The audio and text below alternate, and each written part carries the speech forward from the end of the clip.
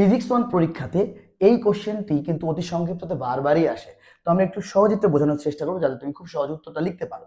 দেখো, নিউটন হচ্ছে বলের একক এবং ডাইন, এই নিউটন এবং ডাইনের মধ্যে একটা সম্পর্ক আমাকে দেখাইতে হবে।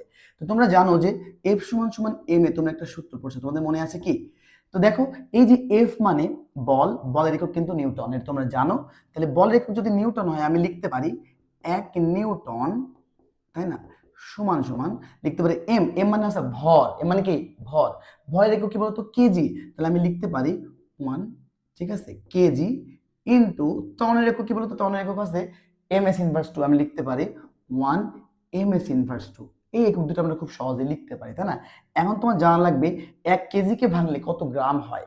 তুমি জানো 1 কেজি সমান সমান কত গ্রাম, সেটা হচ্ছে যে 1000 গ্রাম। তুমি 1000 গ্রামটা লিখলা ইনটু, দেখো 1 ms ইনভার্স 2, এই যে মিটার আছে তাই না, এই মিটারকে যদি তুমি সেন্টিমিটার লেখো তাহলে এটা কত হবে বলো তো, এখানে 100 সেন্টিমিটার।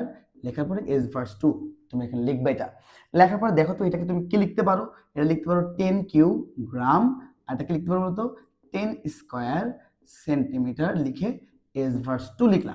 লেখার পর দেখো তো, তোমরা জানো যে গুণের সময় পাওয়ারে পাওয়ারে কি হয়, যোগ হয়। তাহলে দেখো তো 10, এখানে 3 আছে, এখানে 2 আছে, তাহলে গুণের সময় পাওয়ারে পাওয়ারে যদি যোগ হয়, আমি 3 + 2 লিখলাম, এখানে লিখবো গ্রাম, আর এই যে এটা আমি এখানে লিখে দেবো গ্রাম সেন্টিমিটার। দুইটা একক কিন্তু আমরা এক জায়গায় করে দিলাম খুব সহজেই, তাই না? তো দেখো এবার কত হচ্ছে, এখানে 10⁵ হচ্ছে। আর তোমরা জানো গ্রাম সেন্টিমিটার এটা কি কিন্তু লেখা যায় ডাইন, সরাসরি ডাইন লেখা যায়। তাহলে অর্থাৎ 1 নিউটন, 1 নিউটন সমান কত ডাইন, 1 নিউটন সমান 10⁵ ডাইন। খুব সহজেই তোমরা এই প্রশ্নটার উত্তর এইভাবে করতে পারো।